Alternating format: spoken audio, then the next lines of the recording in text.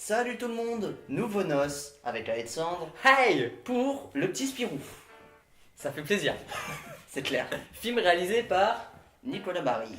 Nicolas Barry qui a fait quelques films qui ont l'air bien, mais on va pas vous mentir, on les a pas vus. Oui. On a mal fait notre travail.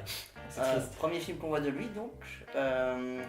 Et en tête d'affiche on retrouve du coup pour interpréter le petit Spirou Sacha Bino je crois, c'est ça. C'est ça, premier film. Premier Premier long film. métrage officiel en tout cas. C'est ça. En même temps, il a 10-12 ans, je sais pas. Première expérience en tant qu'acteur donc. Et à ses côtés François Damien. François Damien, qu'on a vu, tu l'as fait dans le désordre, c'est le père dans La Famille Bélier, c'est ça? Oui, le père de la famille Bélier, et puis il a fait d'autres films, beaucoup. C'est une tête qu'on retrouve beaucoup dans la comédie.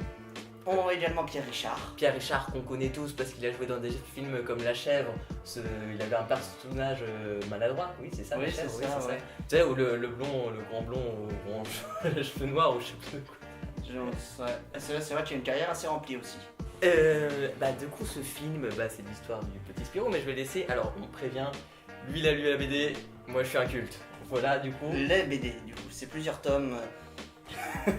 Mais du coup, brièvement l'histoire, en fait, c'est le petit Spirou qui change d'école, qui se retrouve à aller dans la même destinée de sa famille, qui va devenir groom, donc qui s'occupe des ascenseurs, garçon d'ascenseur, si on peut appeler ça comme ça. Et en fait, il n'a pas forcément trop envie de partir, du coup il décide d'entamer avec ses amis.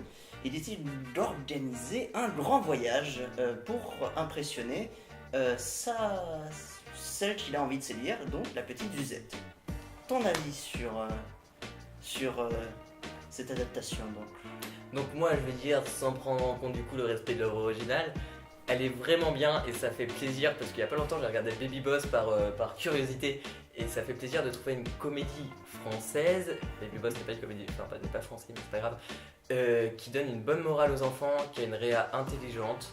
Je vais revenir sur plusieurs points après, je vais revenir, mais très très bonne comédie pour les enfants et même pour les plus grands parce qu'elle est quand même assez poétique. Ouais, elle est poétique, moi j'ai surkiffé quand même. D'accord. Non, alors du coup, forcément, comme j'ai lu toutes les BD et que j'ai grandi un peu avec, ce qui en soit n'est pas une bonne chose, hein, parce que pour peu que vous ayez lu la BD, vous devez savoir que c'est absolument pas une BD prévue pour les enfants à la base. Et le souci, c'est que forcément, j'ai pas arrêté de faire des comparatifs avec la BD durant le visionnage en fait. Et du coup, j'ai trouvé le film mauvais, forcément. Forcément, j'ai trouvé mauvais si on compare à la BD. Mais si on compare pas à la BD, il est pas si nul que ça. Alors moi ce que je te propose c'est que tu nous parles pourquoi il est mauvais par rapport à la BD, vite fait sans spoiler, et après on passe à l'analyse de l'œuvre parce que sinon on va rester toute la critique sur le respect de l'œuvre Vite fait originale. sans spoiler, donc vous le savez, pour peu que vous ayez lu la BD, il y a beaucoup de blagues un peu par rapport au cul en fait. C'est le petit Spirou, c'est un gamin qui a envie de voir à quoi ressemble le sexe féminin. C'est un gamin qui échafaude avec ses amis plein de plans pour essayer d'aller acheter des revues coquines dans les bars tabac. Enfin, il y a beaucoup de blagues qui tournent autour du cul et de la sexualité en général.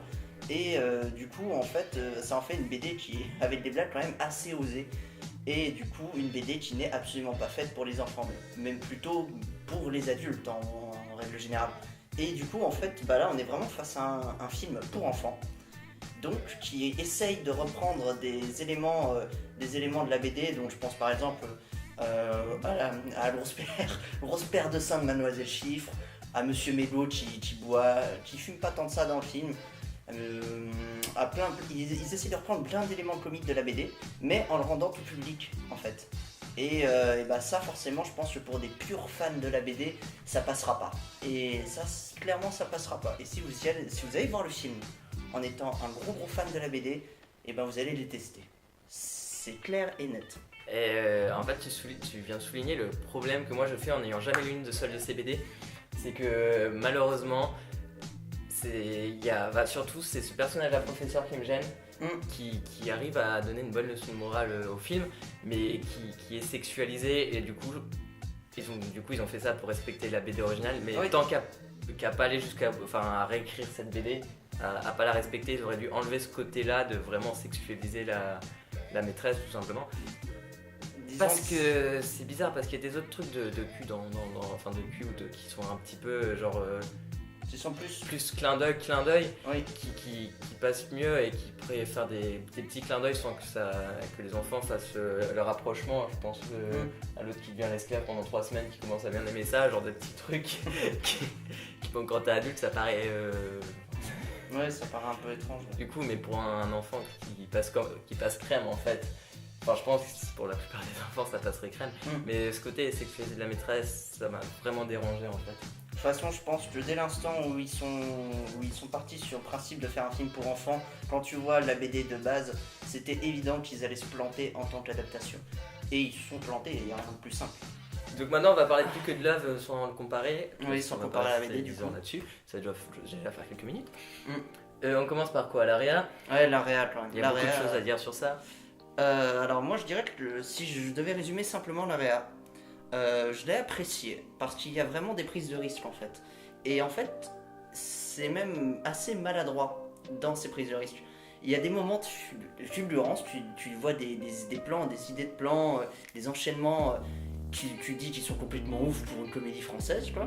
Je pense quand il y a les escaliers en contre-plongée, ou là, enfin non, en plongée totale, où la caméra tourne, la discussion avec les enfants qui descendent de la corde, celle où ils sautent sur le trampoline, où la caméra les suit.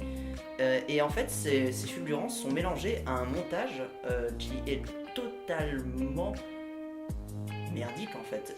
Je trouve que les moments où il y a énormément de monde à l'écran, la caméra, t'as l'impression qu'il a filmé la scène sous 36 angles différents et qu'il a voulu mettre tous les angles. Et du coup, des fois, ta caméra, elle fait bam, bam, bam, bam, et tu dis, oula, on est paumé. Enfin, j'étais paumé. J'étais totalement paumé plusieurs fois dans plusieurs scènes. Et du coup, ça m'a un peu sorti. Et quand je dis que c'est maladroit, c'est parce qu'il y a certaines fulgurances qui ne marchent pas à cause de ce montage maladroit, je pense. Au tout début du film, t'as un petit plan séquence sur une feuille de papier qui tourne dans toute la classe, et ce plan est coupé par un plan rapproché sur le visage de Mademoiselle Chiffre en fait, pour ensuite revenir dans la continuité de l'action. Et du coup, ça casse tout le truc et le virtuose de la scène en fait. Tu vois, ou pas peut-être. Ouais, non, moi je suis pas d'accord. On est face à un réa qui du coup fait un 3 ou 4e long métrage, je sais plus, et qui tente encore et qui cherche encore, ça se voit, mais c'est génial parce que du coup le mec il te pond une comédie française, donc on a tous peur quand on entend comédie française. Oui, c'est clair. Faut qu'on arrête de tirer sur la comédie française. Et c'est ça, c'est beau, c'est qu'il tente, et ouais, il y a des plans magnifiques, il y a plein de plans qui sont ouf. Il y a beaucoup de plans symboliques en fait quoi. En fait, la reine l'a foutu sur le cul car on s'attendait absolument à tout sauf à ça quoi. Et même là, tu parlais de ce plan long au début qui est coupé par la maîtresse. Oui. Déjà, d'un côté, ils vont montrer que là, à ce moment-là, ils montrent, ok, c'est un film qui va être super poétique, super bien maîtrisé niveau réa. Et hop, on rappelle aussi l'univers de Spirou, du coup, genre la maîtresse, qui un plan sur le visage, tu dis quand même sur la maîtresse, mais que quand même aussi bien sur son décolleté. Du coup, qui colle à l'univers, qui collerait à un univers, mais qui est un peu mal amené, vu que c'est un film pour enfants, du coup, ils sont pas allés jusqu'au bout, Oui, il y a eu un peu limité. Mais et c'est une bonne idée de couper un plan comme ça, long au début.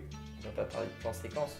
C'est une bonne idée, ça change. C'est un plan dynamique. C'est un plan que tu n'aurais pas l'idée de couper comme ça, sans une attention, et l'attention elle est là, donc d'un côté il a tenté. Oui, il a tenté. Et je pense que quand un réalisateur débute comme ça, c'est très bien que justement il tente ce genre de choses. C'est le moment où il peut le faire à fond. Et ça se voit, nous on sort de ce film et on retient beaucoup cette réa en fait. Oui. On retient, il y a des plans, genre j'ai cogité encore en fait, et c'est une comédie française. Voilà, au revoir. Au revoir Alexandre. La musique, je sais pas. Je retiens pas du tout la musique. Oh, la musique, c'est un petit thème sympa qui marque pas, sauf quand vous l'entendez au générique final en fait. Ouais, mais non, parce que le générique final, c'est Vainé qui chante. J'ai rien contre Vainé. Enfin, j'ai rien contre. C'était pas la bande-son du film? Ouais, ça m'a vraiment pas marqué. Non, tu vois, oui, c'est. Je sais plus. Du coup, on va passer au scénario. Oui, on va rentrer en jeu. L'acteur, il joue bien, ça va, c'est respectable. Non. Non. C'est quoi ton problème? Encore une fois, par rapport à la BD aussi. J'ai trouvé que les choix des interprètes, hormis pour l'outil Spirou, et peut-être un peu Mademoiselle Chiffre, le reste des interprètes choisis, en particulier François Damien pour interpréter Monsieur Mélo, non. c'est pas passé du tout quoi. T'as l'impression, j'ai l'impression tu voyais trop qu'il surjouait et que c'était pas naturel en fait. Et c'est pareil je trouve pour tous les petits copains de Spirou, ma sœur, Bertignas, Cassius, tous je les ai trouvés assez relous à la fin en fait. C'est peut-être le deuxième gros défaut en tant qu'adaptation, c'est que les personnages sont mal interprétés dans le film en fait. Du coup voilà. Ah, t'es encore sur un côté adaptation de l'œuvre originale. Ah, je peux pas, en même temps, je te l'ai dit. Hein. Je t'avais laissé 2 minutes pour en parler au début. Donc le scénario, l'histoire et tout ce qui va avec. Ouais. Moi j'ai bien aimé beaucoup de leçons morales qui sont pas connes. Baby Boss pour ceux qui l'ont vu, qui est assez honteux.